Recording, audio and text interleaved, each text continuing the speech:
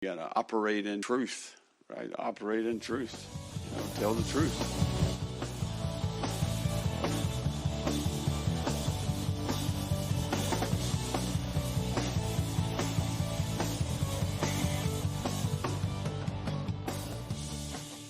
Hello, everybody, and welcome to the Gator Truth Florida Football Podcast.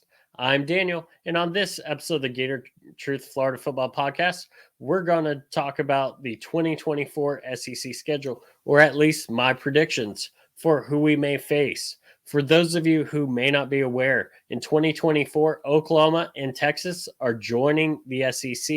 They were slated to join the SEC in 2025. However, they were able to negotiate their way out of the Big 12 to join the SEC for the 2024 football season.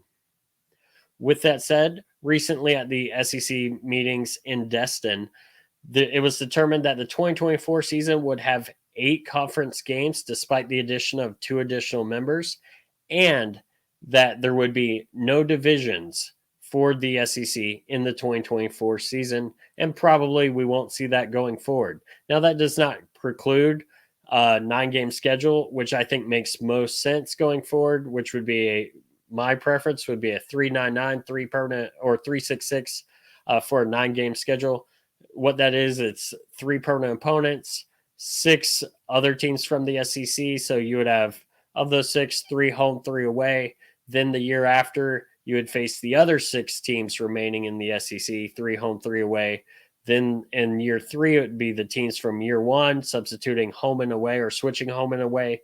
And then year 4 would be the teams from year 2 switching home and away. I like that. Gives you a chance to see all the SEC a lot faster. As you're going to see with some of my schedule predictions, it does come down to there have been teams that have not been to Florida in over a decade, and there are places we've not been for over a decade. So with that said, let me go ahead and give my criteria for what I gave for at least the 2024 predictions I will make. Since there's no divisions in 2024, I did not try and align it to any one division. I did not try and do all West teams or mostly West teams or mostly SEC East teams. I also utilized 3 rumored permanent rivals for Florida, which we'll get to in a moment. I also keep all home and away as it is now. The example I give is Georgia. Technically, it's a home game for us this year in 2023, where next year in 2024, it's an away game. Even though the game is in Jacksonville, we do rotate home and away every year.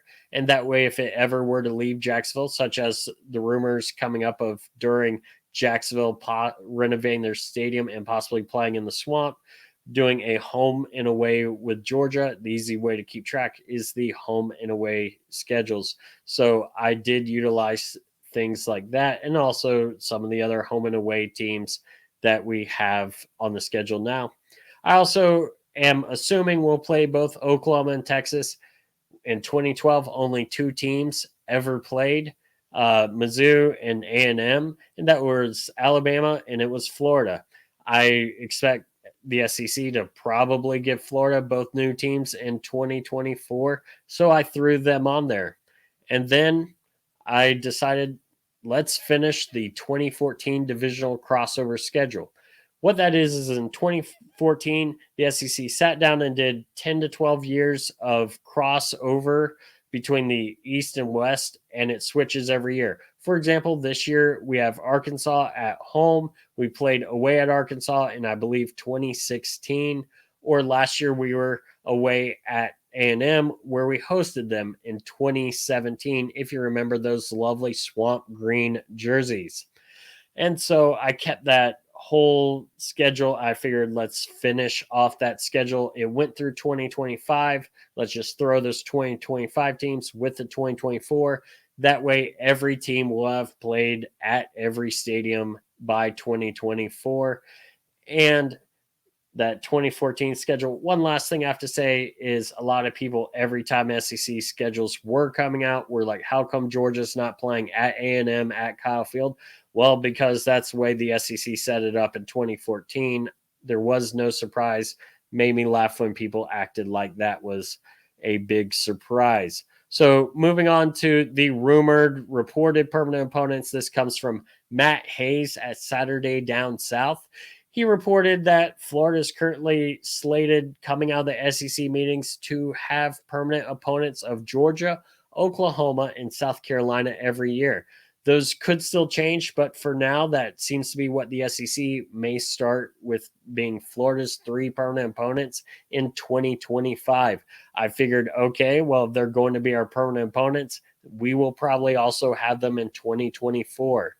Side note is Alabama's currently complaining about having LSU, Auburn, and Tennessee, as the SEC tries to keep Alabama with all of its rivals, while, of course, taking some rivals from Florida, such as Tennessee. We've had Auburn, who was a big rival of ours in the past. When I speak to older Gators, they talk about those 80s games and, of course, some of the early 90s games as some of the bigger rivalry games. And, of course, Tennessee became a rival throughout the 90s and early 2000s with some big games back and forth that really determined not just the SEC East, but had national implications and also, of course, SEC title implications. So Alabama complaining about those 3 may end up shaking up the entire permanent opponents. But for now, with that report, I kept the 3 that we're rumored to have, which is Georgia, Oklahoma, and South Carolina. So to move on to my SEC predictions, we'll start with the 4 teams. Since it's 8 games, it's going to be 4 home, 4 away. And with Georgia being away, I do think that kind of helps us, as we only have 3 true road games and 1 neutral site, as opposed to if Georgia were home and we had 3 true home SEC games and 4 true road away games, which is actually what we have this year when we go to both Columbia's, when we go to LSU, and of course to Lexington, Kentucky. So my home starts with this LSU. I think that'll be one of our home games for the SEC, getting one last bit of this rivalry before it possibly goes away for a year or 2. And since we're at LSU this year in 2023, I think they will be a home game in 2024. I also believe South Carolina, one of our permanent opponents.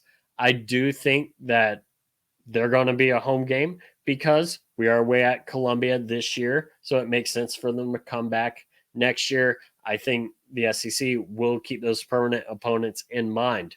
For our 3rd home game, this is one that some people may be shocked. Why'd you put Mississippi State? Well, because the Bulldogs have not been to the Swamp since 2010.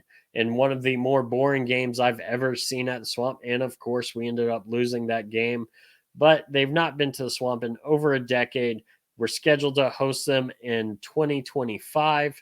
So instead of hosting them in 2025, move them up to 2024, finish off your cross-divisional plan, and move that game up. Same thing with any other games from 2025 for other SEC teams. Just slide them on in there.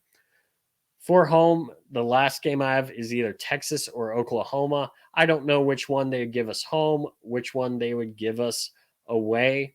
I do believe either way it's going to be 2-1, which is the only way you can do it with 3 permanent opponents. For the away side, Georgia, of course, away in Jacksonville does make sense. And then my next opponent for away is Tennessee.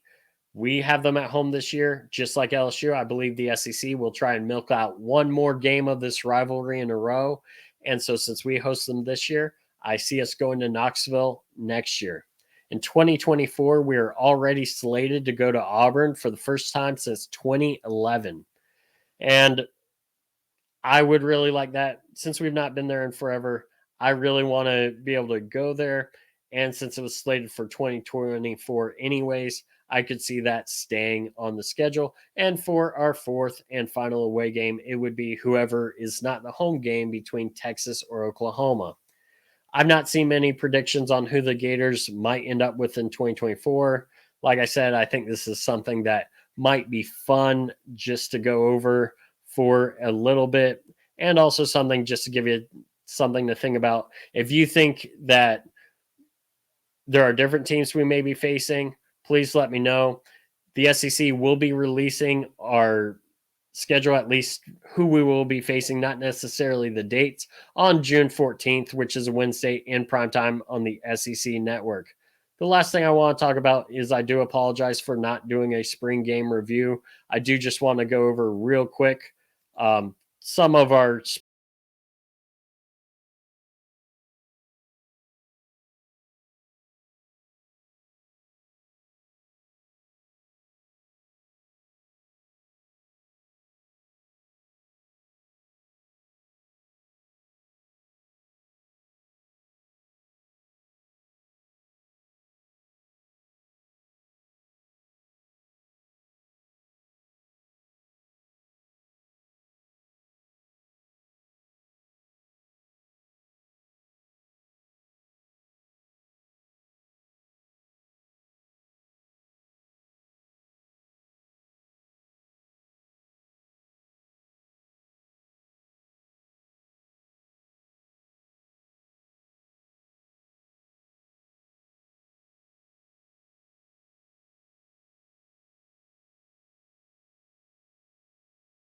downhill.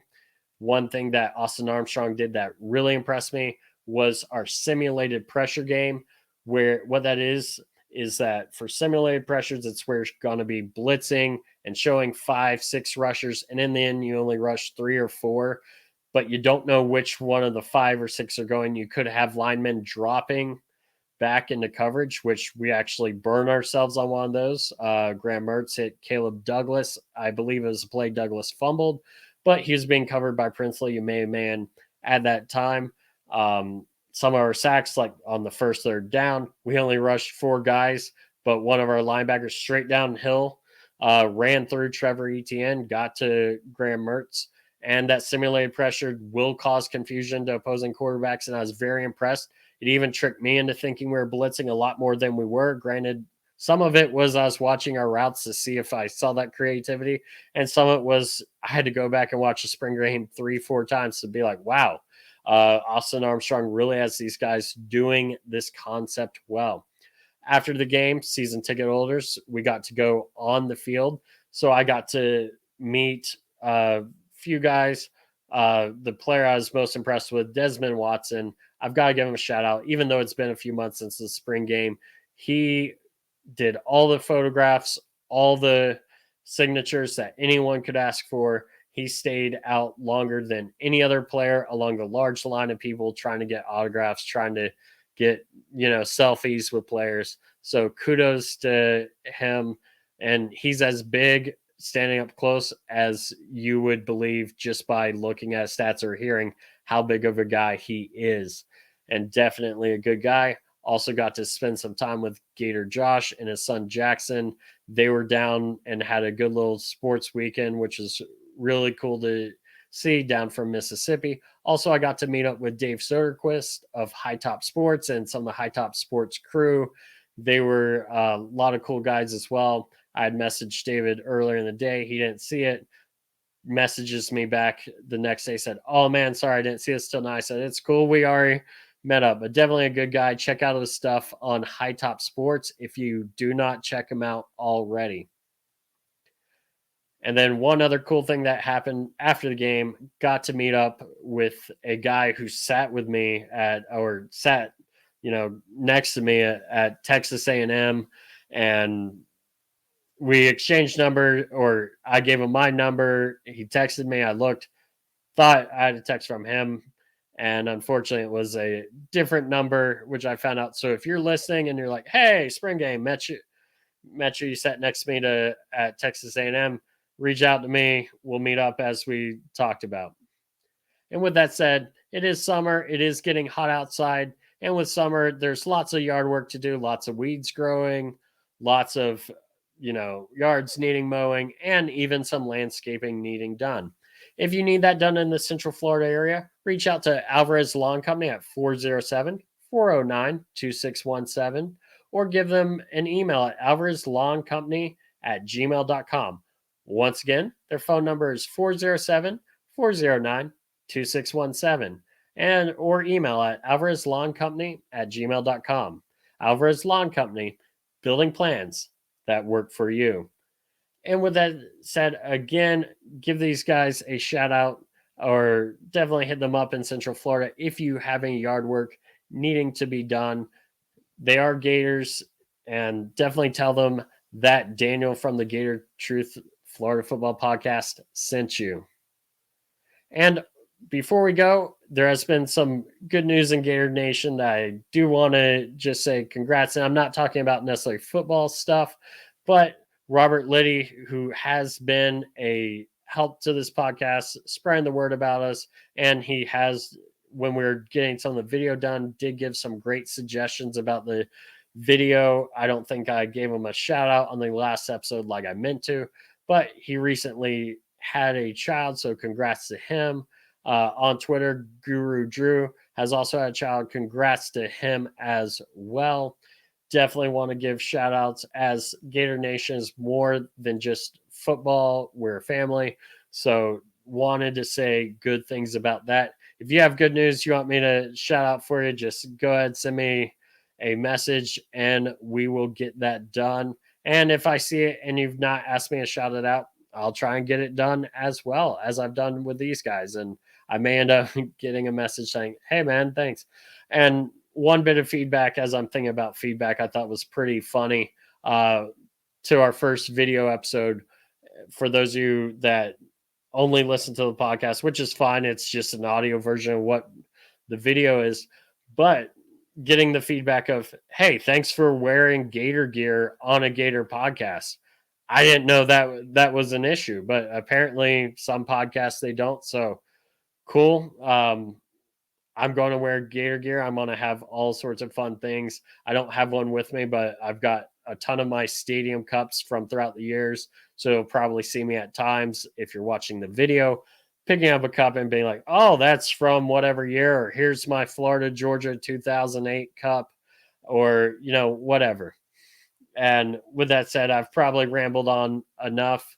Everyone, it is a blast. I am working on the season preview stuff like I did last year, whether it is the looking into teams, who they've got returning, who they don't have returning, looking into some of the advanced metrics like we did last year, looking towards what are some keys right now in summer we can see to winning each game, what will be some of the problems.